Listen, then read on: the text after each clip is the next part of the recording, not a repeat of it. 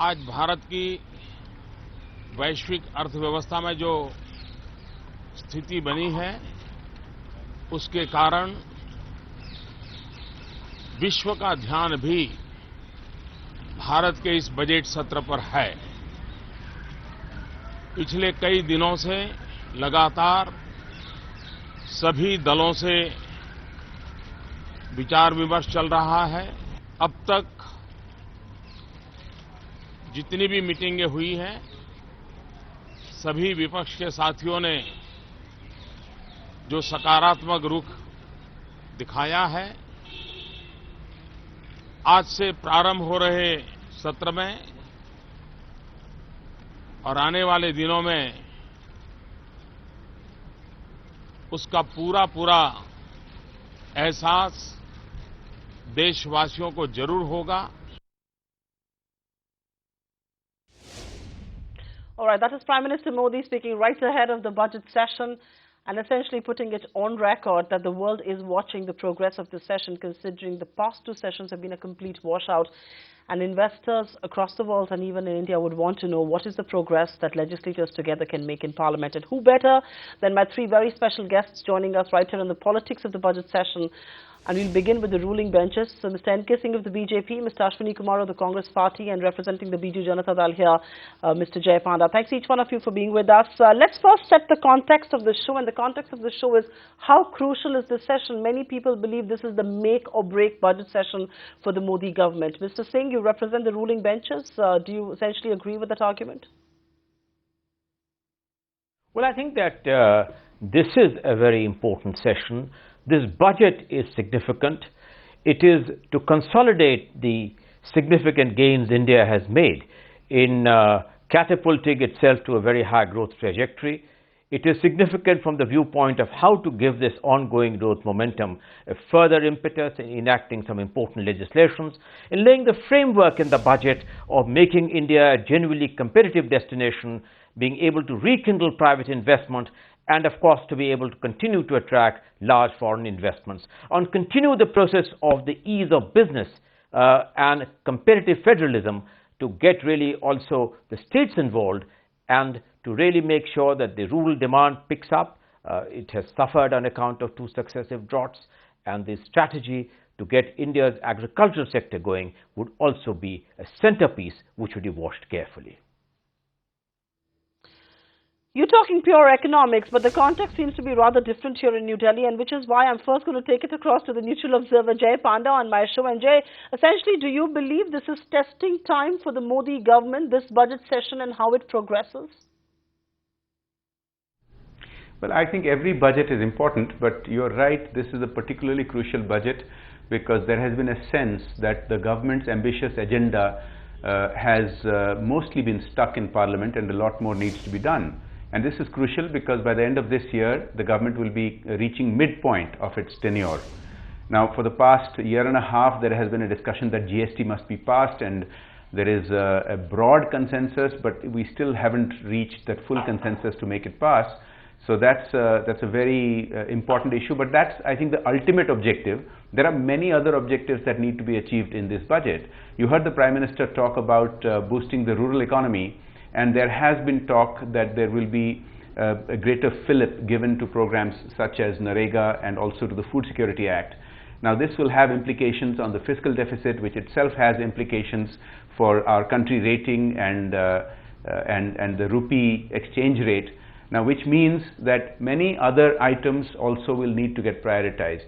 So last thing I want to say is GST is very important, but it's not the only thing. Just to give you a flavor of at least two other important bills that are pending. One is the real estate regulator. That market needs to get sorted out. Another one is the national waterways, in which a lot of progress has been made. For instance, in coastal areas like Odisha, for waterway-based logistics and freight movement. But unless these things get past Parliament, we will see some delays. But I am hopeful. The final thing I want to say is, today there seems to be some agreement that the Parliament will function, but a special arrangement has been made to discuss the JNU-related issues immediately after the railway budget, rather than, as is normal, to discuss a vote of thanks on the President's motion. So with this sort of IPO-making agreement to give ground to the opposition's concerns, hopefully we can get off to a good start. That's an optimistic note. Hopefully we can get off to a good start, and looks like the government is in a conciliatory mode. They are willing to discuss some of the issues that are being raised by the opposition. Mr. Kumar, since you represent the main opposition here, the Congress party, the government is making provisions to discuss the JNU row. Given that entire context that we are seeing outside on the streets and not in Parliament, how hopeful are you of doing some legislation within the House?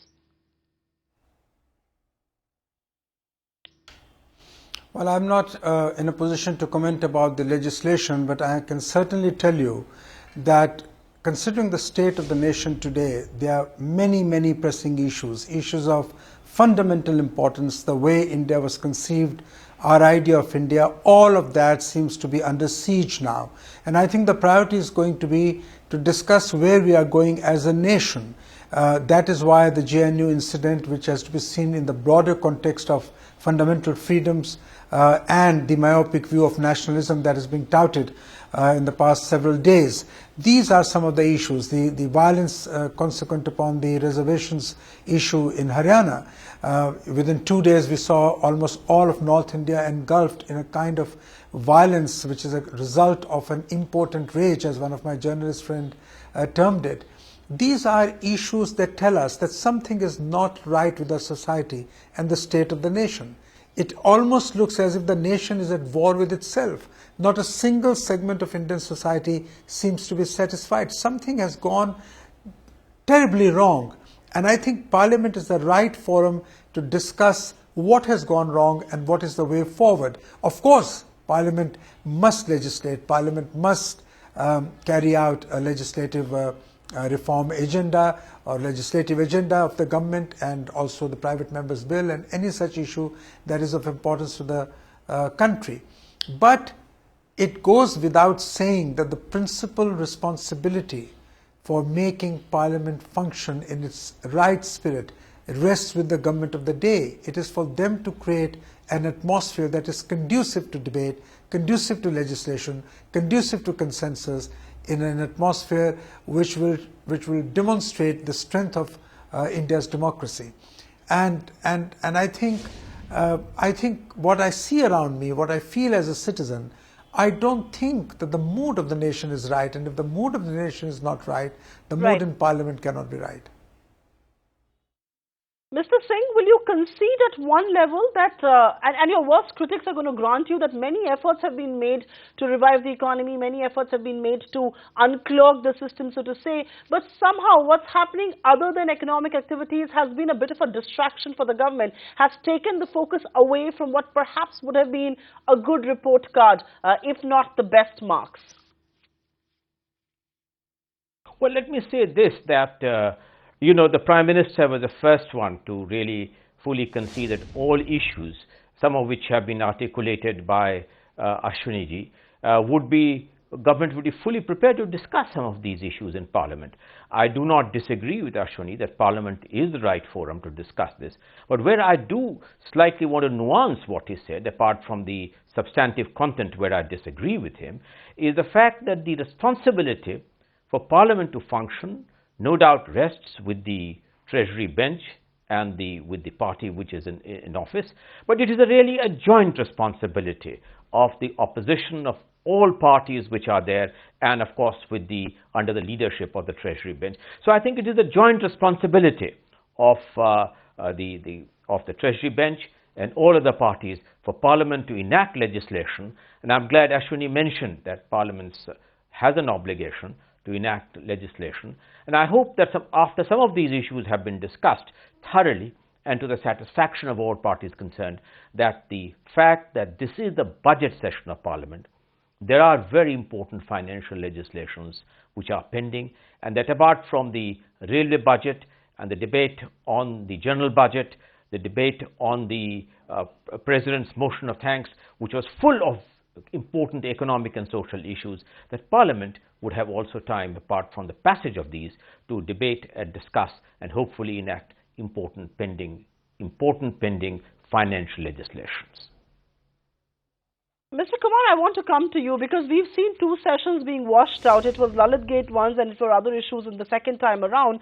But 32 business items have been prioritized. There are 12 bills for consideration and passage, 4 bills for introduction, consideration, passage, and of course, that includes the Finance Bill 2016. Where does the onus for reforms lie? Because many people are now wondering if Parliament is the highest seat of decision making, who is going to legislate? We're seeing the fate of the GST hang in balance because the principal opposition and the main ruling party cannot come to a consensus. Where does the onus for reform lies? It's all right to say that the onus for running the house lies on the government, but where does the onus for reform lie?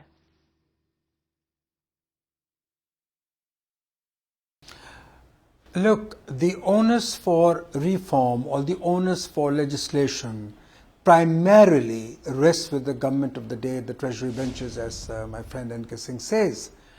It is no doubt a joint responsibility in the sense that it takes two to tango. But the point I was making, and which I want to reiterate now, is that it is for the government and the Treasury benches to engage with the opposition such as would create a conducive atmosphere for a healthy, civilized discourse and debate.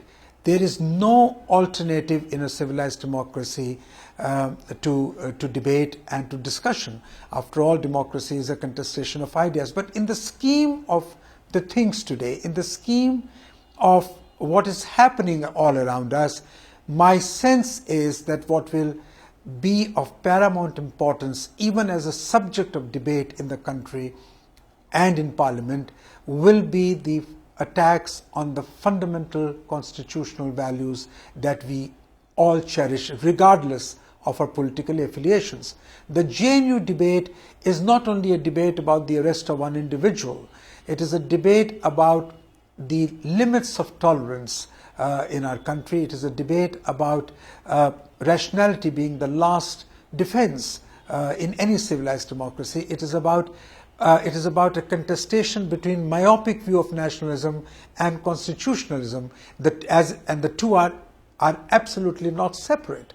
Therefore, I personally believe that when time is left after we have debated all these things, surely whatever will then be the mood of Parliament, the Parliament will try and do whatever best it can. And let me tell you, this perception that parliamentarians do not want to work is completely wrong. Parliamentarians at the end of the day are committed to their work, but also the BJP legitimized at one point of time non-debate as a legitimate form of protest even within Parliament. Not that I agree with this, or not that I want to repeat what so they you said. want the disruption bit in just a wait. I will come to you. I will come to you on the disruption bit and whether it is a legitimate form of protest or not. I know you're going to quote Mr. Jaitley there, but I want to get in Mr. Panda here. And you know, Mr. Panda, like Mr. Ashwani Kumar has been saying, the mood of the nation, and Mr. N K Singh made reference to it as well. Do you believe in some sense the government has almost walked itself into this controversy the way it was so clumsily handled by the government? It's a sensitive issue indeed. It could have perhaps been handled a little more efficiently, a little more sensitively, if I may, the whole JNU row. You believe the government has almost landed itself into a soup here? Clearly, the government should have handled this with greater sensitivity. I don't think there's any doubt about that. But let's take a look at the bigger picture with some dispassionate analysis. None of these issues are completely new for India. There was mention of the Jat riots. I would remind you that even in the previous government, there were the Gujar riots and blockades, if you remember. We are talking about the issue of JNU and freedom of speech. Now let's remember that even in the previous government, young ladies and cartoonists were arrested because of expressing themselves. These are not new things. Now clearly, what happened in JNU was handled clumsily, in my opinion. Nobody condones the kind of anti-national slogans that one heard, but atmosphere has been vitiated by reports of doctored videos and all that. And I think the police perhaps could have done a better job of homework and then moved in. So this I think comes in the way. But I don't want to fall into the trap of saying that unless each of these issues is addressed, we should not do anything about the economy. And I think that's foolish. Ashwani Kumar is right that the BJP, when it was in opposition, also indulged in disruption. But I think they should now recognize, that is the Congress and its allies should recognize, that being in the opposition today, they have the chance of setting a new standard, and they are missing that option so far. But I hope that we can make progress, because there is a large section of the country, certainly most of your viewers are, I think, very, very unhappy at the way in which Parliament is functioning. And it's all right to say that we MPs mean well and we want to work, but there is no smoke without some fire. And the reality is that Parliament has been mostly dysfunctional for the past year and a half. That's a very valid argument indeed, that people are very anxious not just about the budget but actually how the budget session progresses, because there is anxiety, at least in the community that we cater to, that politicians can't see eye to eye when it comes to economic reforms. Mr. Kumar, I will come to you. And the reference that you were making about disruption being a legitimate form of protest in a democracy, that argument does hold good. But if you protest for too long and if you obstruct for too long, public opinion can also go against you. And that's a risk that the Congress party is indeed running, especially on issues like the GST. Well, let me answer my good friend Jai Panda first. I don't think Jai is right when he says that you have a dispassionate political debate. Politics is always a function of passion, and people hold certain views with great passion and they espouse their cause with great passion, as indeed should be the case. So I don't think I can understand him saying that it should be an objective debate. Yes, but there's always passion attached to debate. And therefore, every passionate debate doesn't necessarily cloud reason. And you can be both rational and passionate. Now, let me tell you that it is the Congress party who brought in the GST bill. It is the Congress party who has told the government repeatedly on every single occasion whenever there was a semblance of discussion that we would like to engage with you constructively. Here are our 3 issues and we want you to settle those issues. Till date, not a single concrete proposal which could advance the dialogue has been given to us officially. There's been some talk here and there, some out-of-the-cuff suggestions, but that is not the way to take a dialogue further on an important as critical to the nation's economy as the GST. So let BJP not cry over GST, because GST was something that we brought in and the nation wants the GST and it should have a GST. But it can only have a GST as far as we are concerned after our concerns are addressed. We also believe that as far as other key economic legislations are concerned, we have in the past supported them. There have been a number of bills we have helped them to pass even in the last couple of months. But the fact remains, and that's a matter of principle. Do you want to tell the opposition that it is my way or the highway, or do you want to tell the opposition that you are the second most important wheel on which the government will proceed further, and we mean well by you and we respect what you say? They say all the right things, but they do all the wrong things, and then the atmosphere gets vitiated and important things don't happen, and we are not happy about it. But the government cannot evade the primary responsibility for dysfunctionality of Parliament. I want to get Mr. Singh in here. You're saying on the right things, but you're doing all the wrong things is the principal grounds from your main opposition. But I want to touch upon the GST. I don't want to skirt around the bush, and which is why we must talk about this game-changing legislation.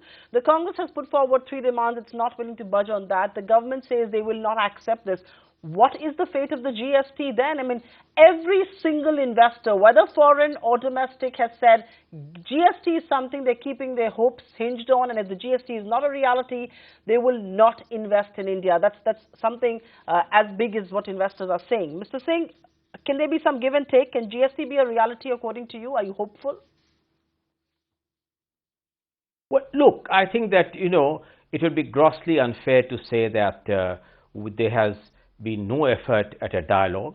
There has been no effort to try and reach a middle ground. When it came to really having a cap, for instance, let's talk of these 3 things. First of all, there was the question of having a cap. Now, we appointed the Arvind Subramaniam committee to go into what would be a realistic kind of a cap on the GST. The figures which the Arvind Subramaniam report has come out with is significantly lower than the figure which was being talked of earlier. We are all now talking in terms of an average rate with a higher rate for the demerit goods and a somewhat lower rate for the general goods. The issue of therefore, so that is significantly lower than what had been proposed earlier. Now, the issue really is whether it should be embedded in the constitution or not. Now, very frankly speaking, Ashwani ji is a lawyer of significant eminence. I have respect for him. I have also, of course, been a revenue secretary and worked there. There is no rate of tax which is in the constitution. There can be an aberration of some rate regard to lawyers' fees and so on which are there, but to think of a tax rate embedded as part of the constitution is a bizarre idea in my view.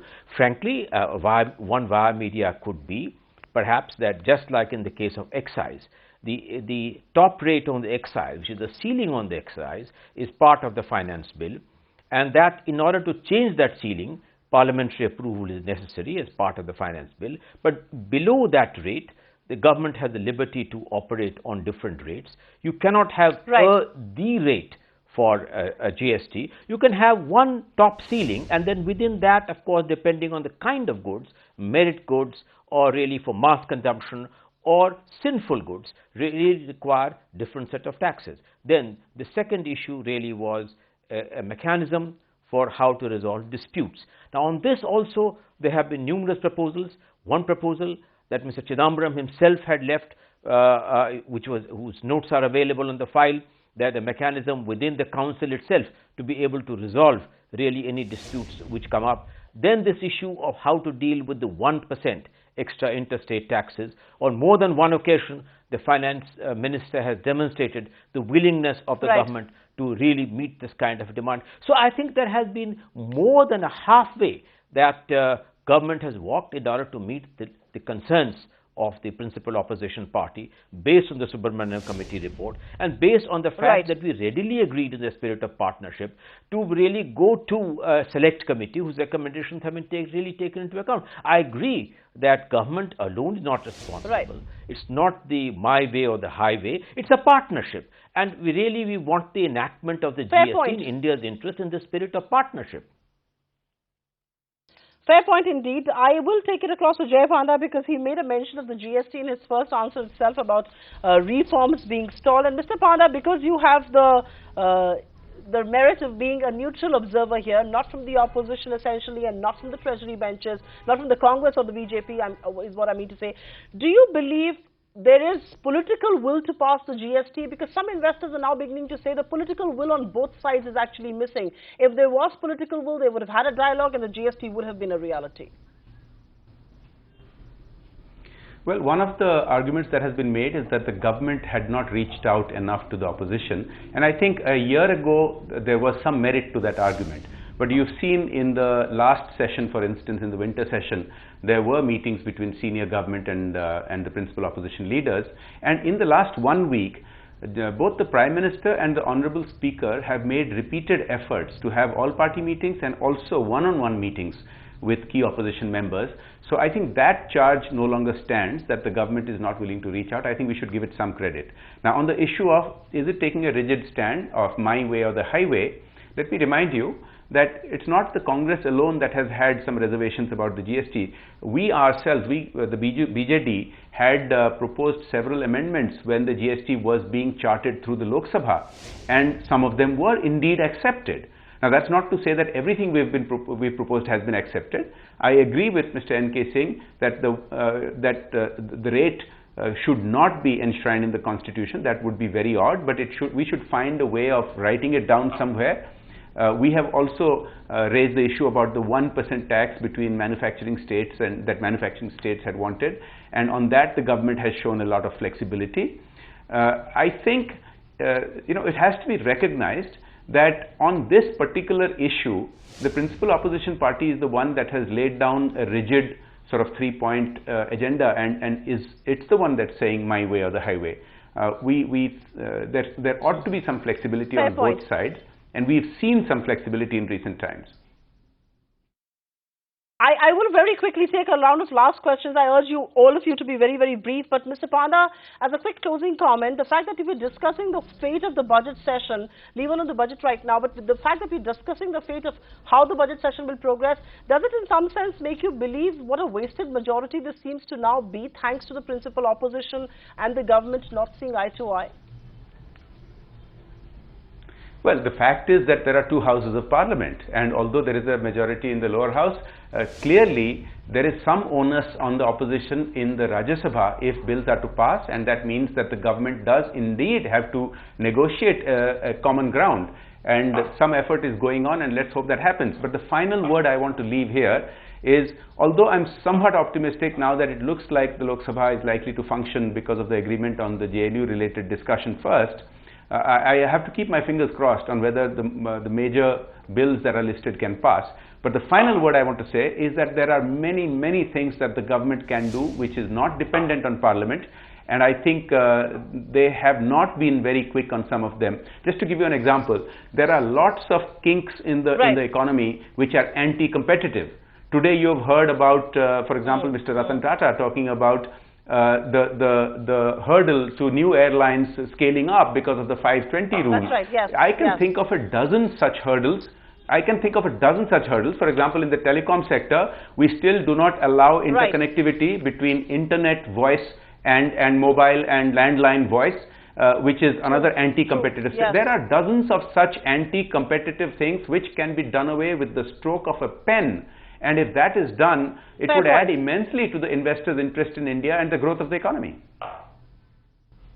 I did want to go through the last round, but I've completely run out of time here on this edition of the politics of the budget session, as we discuss and debate the fate of this session and how every investor worth his salt is indeed watching this. Thank you very much, gentlemen, for being with us, Mr. Kumar, Mr. Singh and Mr. Panda. I appreciate you taking time out and joining us right here on ET Now. Thanks, viewers, for tuning in.